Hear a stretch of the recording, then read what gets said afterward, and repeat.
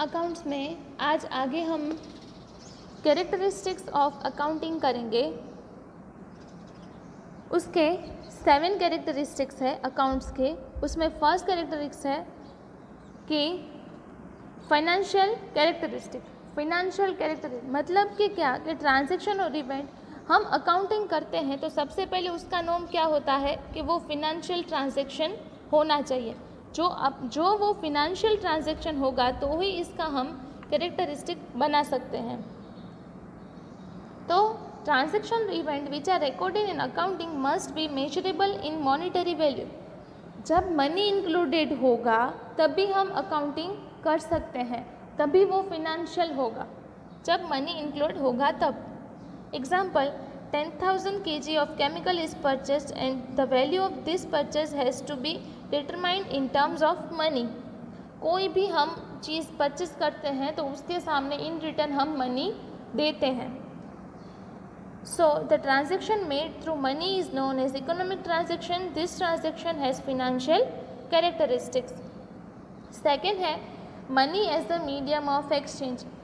ये इसको इजीली समझना है तो हम समझेंगे कि कोई भी चीज़ हम परचेस करते हैं या फिर कोई भी चीज़ हम सेल करते हैं तो इन रिटर्न हम मनी की ही एक्सपेक्टेशंस रखते हैं। तो money of medium of exchange क्या होगा? तो मीडियम ऑफ एक्सचेंज मनी ही होता है, क्योंकि मनी के लिए ही अकाउंटिंग, और जब मनी इंक्लूड होता है, जब मनी आता है तभी अकाउंटिंग होता है। So the money as a medium of exchange. Transaction or events recorded in accounting come into existence through the usage of money. Money as an exchange will be received by a seller for 10,000 kg of chemical sold. By this money he can purchase another product. मतलब कि कोई भी चीज़ हम हमारे पास money होता है तो हम दूसरी चीज़ भी परचेज करेंगे। तो ये सब क्या होता है? Money as the medium of exchange. अब थर्ड है classification of and analysis of transaction. Classification and analysis of transaction मतलब कि क्या कि हर बार कंफर्म नहीं होता कि ये कैश ट्रांजैक्शन है या क्रेडिट है। मनी तो इंक्लूडेड होता ही है, पर लेकिन क्रेडिट में क्या होता है कि आफ्टर सम टाइम कि कभी हम गुड्स परचेज करते हैं और थोड़े टाइम के बाद हम उसके लिए मनी देते हैं तो उसको क्या कहते हैं? क्रेडिट परचेज और क्रेडिट सेल। तो उसमें भी उसका क्लासिफिकेशन हमको करना पड़ता है। क्यों? क्योंकि हमारे पास रिकॉर्ड्स रहते हैं। तो क्लासिफिकेशन एनालिसिस भी क्या होता है? वो अकाउंटिंग में ही आता है। इसके एग्जाम्पल देखें तो कि how many assets were purchase. Assets मतलब कि हमारी जो भी असेट है, असेट मतलब कि हमारा घर है, हमारा हाउस, हमारी बाइक्स, हमारी कार, कोई भी हमारी चीज़ है जो परमानेंटली हमारे पास रहती है, तो हमारी कोई भी व्हीकल है तो उसको क्या बोलते हैं? असेट बोलते हैं। How many assets were sold, what is the closing balance of assets, ये सारी चीज़ें हैं वो क्लासिफिकेशन में आती है। अब फोर्थ वन है इंटरप्रिटेशन ऑफ ट्रांजैक्शन।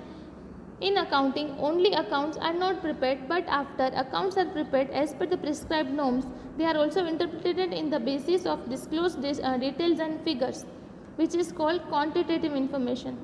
एग्जाम्पल देखें तो when blood pressure of a person measured and if it comes 120/80, it indicates that the person is healthy from the viewpoint of blood pressure.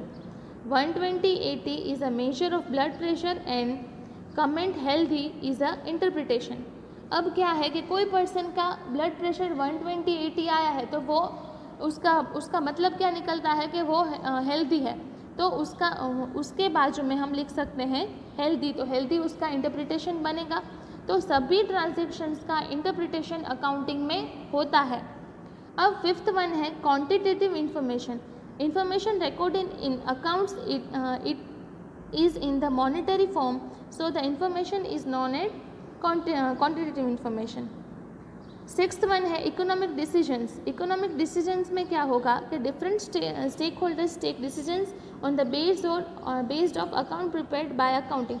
मैं एक normal example दूँ तो creditors है वो decision कैसे लेंगे कि कंपनी की वेल्थ क्या है। दूसरी चीज़ देखिए तो कि किसी भी स्टेक होल्डर को कंपनी के प्रॉफिट देख के ही उसमें इन्वेस्टमेंट करना होता है।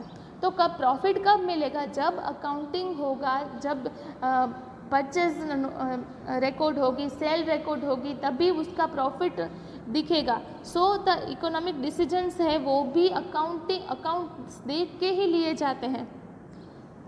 Company itself make decision for his own development, company खुद भी अपने डिसीजंस उसको देख के लेती है।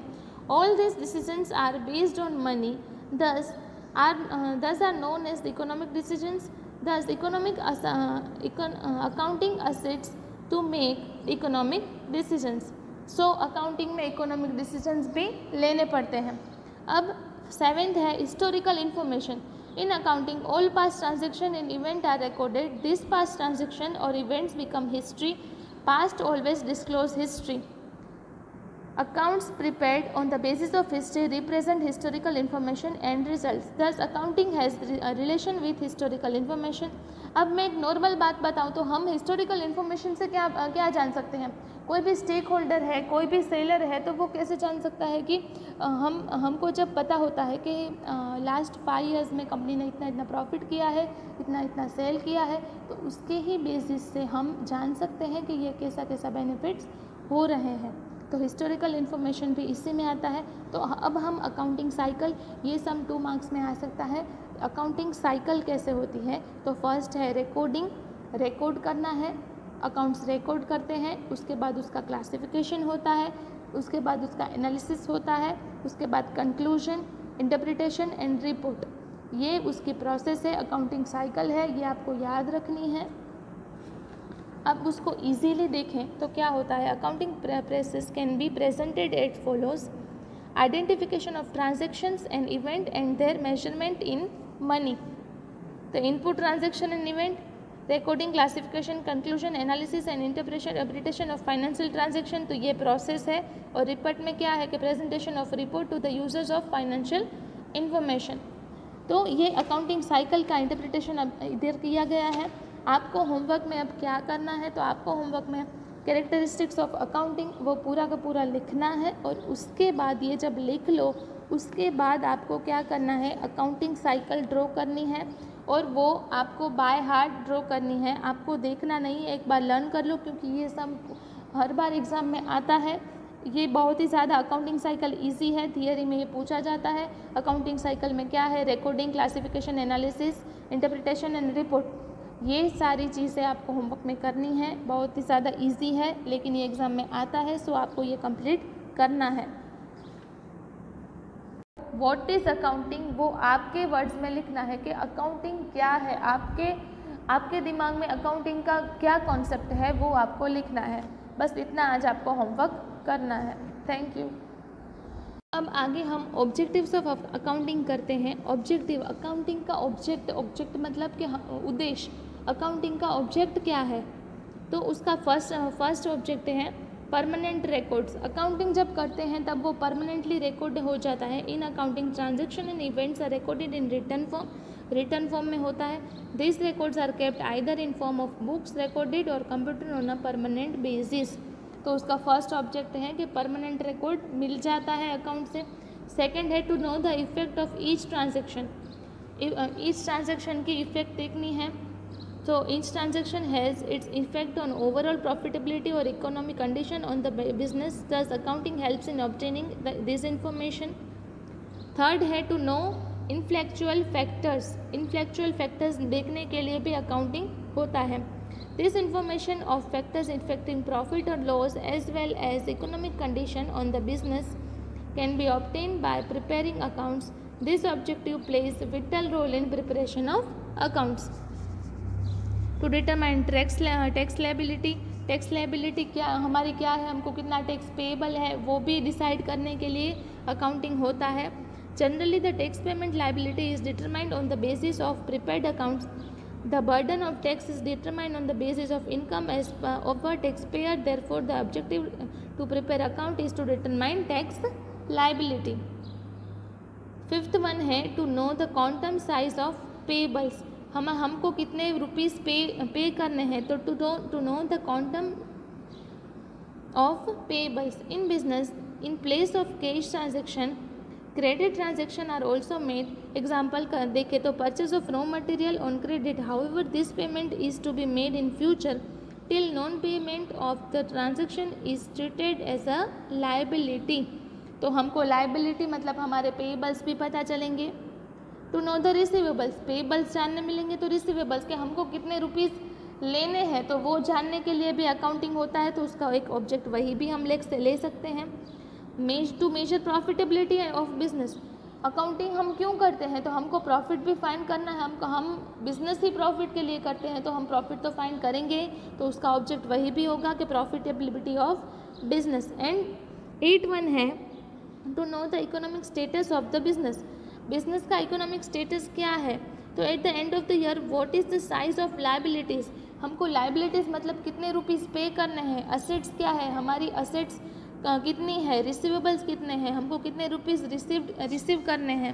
Business can be seen on the seen form of accounts under accounting system when assets and receivables are more than liabilities it can be said good economics. Asset है, asset and receivables है, वो liabilities मतलब payable से ज़्यादा है तो economy अच्छी है, और जब रिसीवेबल्स कम है और पेबल्स ज़्यादा है तो हमारी इकोनॉमी अच्छी नहीं है, वो ऐसे बोल सकते हैं। So the economic condition which is known as solvency can be known from accounts. And last one है to detect and avoid errors and frauds. कभी कभी ऐसा होता है कि कंपनी से रुपीज़ चोरी हो जाते हैं, तो ये जो अकाउंटिंग किया गया होता है तो ये सारी चीज़ें बहुत ही ज़्यादा डिक्टेट कर सकते हैं। By investigating prepared accounts, financial mistakes or crimes can be traced. ये सारी चीज़ें ट्रेस हो सकती है। Accounting helps to prevent such kinds of undesirable events. कभी भी कोई फ्रॉड होता है, कभी भी कोई चोरी हो जाती है, तो ये सारी चीज़ें डिटेक्ट कर लेता है। Accounting maintains indirect control to avoid errors. Accounting है वो कंट्रोल रखता है फ्रॉड से, क्योंकि क्या होता है कि कभी कभी फ्रॉड हो जाता है लेकिन अकाउंट में जो अकाउंट्स में तो पूरे के पूरे रुपीज़ लिखे होते हैं, तो वो रुपीज़ जो हमारे बैंक में नहीं है या फिर हमारे कैश काउंटर में नहीं है तो हम इजीली फाइंड कर सकते हैं। Accounting is used for above mention purpose, there are several benefits due to existence. तो आज हमने objectives of accounting and characteristics of accounting किए हैं। आपको होमवर्क में characteristics of accounting, objectives of accounting and accounting cycle, ये तीनों चीज़ें लिखनी है। आपको अकाउंट की बुक बनानी है, वो तो आपको पता ही है, और ये सारी चीज़ें भी आपको लिखनी है। Thank you.